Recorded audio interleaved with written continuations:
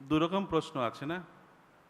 একটা একটা আধ্যাত্মিক প্রশ্ন, যেটি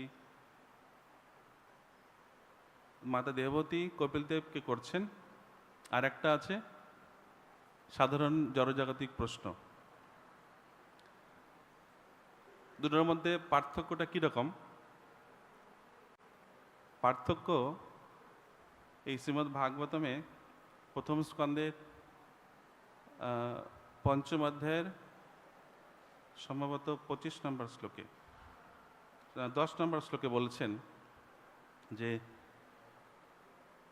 একটা হচ্ছে দুরকম পাখি আছে, একটা কাক আর একটা সোয়ান, রাজহংস। আপনারা দেখবেন এই কাকেরা কোথায় যায়? কাকেরা কোথায় যায়? ভাগাড়ে যায়, নোংরা জায়গায় যায়। নোংরা জায়গায় গিয়ে কি খায়? নোংরা বস্তু খায়। আর রাজহংস কোথায় যান? কোথায়? রাজহংস নির্মল পবিত্র জায়গায় যান না? ঠিক তেমনই আমাদের প্রশ্নটা হওয়া উচিত কাকেদের মতো। আমাদের প্রশ্ন হবে রাজহংসের মতো। কীরকম? দুজন আচার্য ছিলেন, অনন্ত আচার্য বা অনন্ত আলবার, আর একজন দক্ষিণ ভারতের একজন আচার্য। দুজন আচার্য ছিলেন যাদের একজন খুব মহান শিষ্য ছিলেন। একজন শিষ্য অনন্ত আলবার, তার একজন মহান শিষ্য ছিলেন। একদিন অনন্ত আলবারকে তার সেই শিষ্য, আমার নামটা মনে পড়ছে না এই মুহূর্তে, সে শিষ্য প্রশ্ন করছেন যে বৈষ্ণবের লক্ষণ কি? বৈষ্ণবের লক্ষণ কেমন? বৈষ্ণবের লক্ষণ আমরা বা বৈষ্ণব চিনব কিভাবে? তো অনন্ত আলবার বা অনন্ত আচার্য প্রভু ওনাকে পাঠিয়েছেন আরেকজন আচার্যের কাছে। ওনার নাম হচ্ছে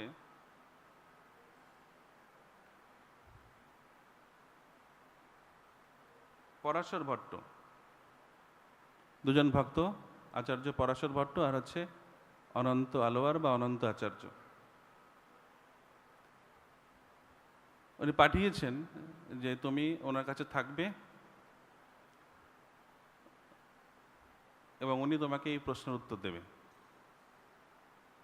উনি গিয়েছেন পরাশর ভট্টর কাছে, গিয়ে জিজ্ঞাসা করছেন যে আমি আচার্যকে, আমার গুরুদেবকে জিজ্ঞেস করেছিলাম যে আমি বৈষ্ণবকে চিনব কী করে, বৈষ্ণবদের আচরণ কেমন, তো উনি আমাকে আপনার কাছে পাঠিয়েছেন। উনি বলছেন ঠিক আছে, তুমি আমার আশ্রমে থাকো, সেবা করো, তুমি তোমার উত্তর পেয়ে যাবে। তো একদিন বেশ কিছুদিন চলে গেছে, বেশ কয়েক মাস চলে গেছে এইভাবে, ওনার আশ্রমে আছে।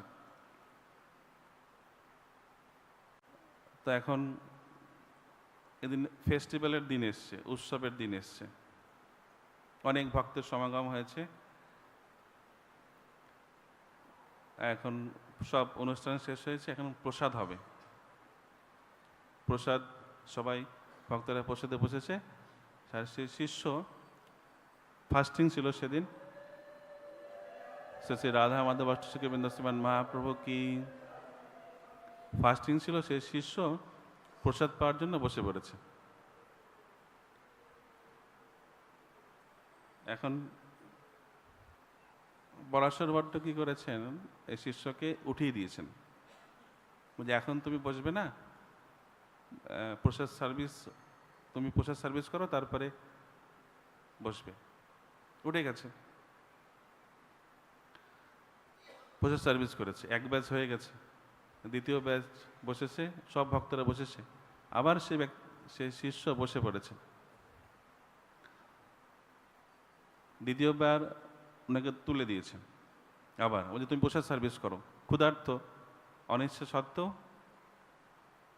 যেহেতু আদেশ করেছেন, আবার বসেছেন, প্রসাদ সার্ভিস করেছেন। প্রসাদ সার্ভিস করার তৃতীয়বার পরাশর ভট্ট তিনি কি করেছেন, ওনাকে সবাই প্রসাদ সার্ভিস হয়ে গেছে, ওনাকে নিয়ে প্রসাদ পাওয়ার জন্য বসেছেন একসঙ্গে। এখন ওনাকে বলছেন, তুমি প্রথম দিন একটা প্রশ্ন করেছিলে মনে আছে? বলছে হ্যাঁ, আমি তো এই প্রশ্নের জন্য তো এসেছি আপনার আশ্রমে। বলছে এখন তোমাকে আমি উত্তর দেব। বলছে বৈষ্ণবেরা 4টি লক্ষণ বলেছিলেন, 4টি লক্ষণ। বৈষ্ণবকে চিনব কিভাবে, বৈষ্ণবদেরকে ভক্তদেরকে চেনার উপায় কি? প্রথম বলেছিলেন বৈষ্ণবেরা হচ্ছে রাজহংসের মতো বা বকের মতো। বক, হ্যাঁ, নির্মল, একদম স্বচ্ছ। রাজহংস যেমন, রাজহংস বা বক বলেছিলেন। কীরকম? রাজহংস দেখবেন যে যখন কোনো ঘোলা হয়ে যায়, জল ঘোলা হয়ে যায় না, বর্ষাকালে বা কখনো কখনো জল যখন ঘোলা হয়ে যায়, তখন রাজহংস কি করেন,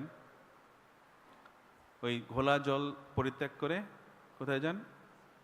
নির্মল স্বচ্ছ জলের সন্ধানে যান, যেখানে সে জলটা উনি পান করতে পারবেন। ঠিক তেমনই বৈষ্ণবেরা হচ্ছেন বকের মতো। কীরকম? বা রাজহংসের মতো। কীরকম? যখন কখনো কখনো কুতার্কিক বা জ্ঞানী বা অভক্তদের সঙ্গ হয়ে যেতে চায়, তখন ভক্তরা কি করেন, বৈষ্ণবেরা কি করেন, সেই সঙ্গ, সেই কুসঙ্গ ত্যাগ করে শুদ্ধ কি নির্মল ভক্তির সন্ধানে গমন করেন। একটা হলো বক। দ্বিতীয় বলেছিলেন বৈষ্ণবেরা হচ্ছেন মোরগের মতো। কক, মোরগ, মোরগ মুরগি দেখেছেন? মোরগ কি করে, নোংরা জায়গায় যায়, নোংরা জায়গায় গিয়ে পা দিয়ে খুঁটিয়ে খুঁটিয়ে খুঁটিয়ে খুঁটিয়ে যেখানে তার উৎকৃষ্ট বস্তুটা পায় সেটা সে নেয়, সেটা সে গ্রহণ করে। বৈষ্ণবেরাও ঠিক তেমনই। হয়তো কখনো কখনো প্রচারের ক্ষেত্রে বিভিন্ন জায়গায় যেতে হয়, যাওয়ার ফলে অনেক মায়াবাদী, তারপরে জ্ঞানী ব্যক্তির সঙ্গ হয়, কিন্তু যতটা প্রয়োজন ছিল প্রভুপাদের সেবা করার জন্য, প্রভুপাদের দর্শন গ্রহণ করবার জন্য যতটা প্রয়োজন ততটাই গ্রহণ করেন। 3 নম্বর, বৈষ্ণবেরা হচ্ছে লবণের মতো। লবণ, সল্ট। লবণ আমরা সবজিতে দিই, বেশি দিয়ে দিলে ভালো লাগে, কম দিলে ভালো লাগে, পরিমাণ মতো দিতে হয় না? লবণ কেন বলছেন? দেখুন, একটা সবজিতে যদি লবণ বেশি হয়ে যায়, তার দোষ কাকে দেয়? লবণকে দোষ দেয়। আর কম হয়ে গেলে কাকে দোষ দেয়? কাকে দোষ দেয় কম হয়ে গেলে? লবণকে দোষ দেয় না? কিন্তু লবণ ছাড়া সবজি একদম, যদি বেশি হয়ে যায় দোষ, কম হয়ে গেলেও দোষ। যদি পারফেক্ট হয়, কখনো আপনারা বলেছেন যে ও লবণের জন্য খুব সুন্দর সবজির টেস্ট হয়েছে? বলেছেন কেউ?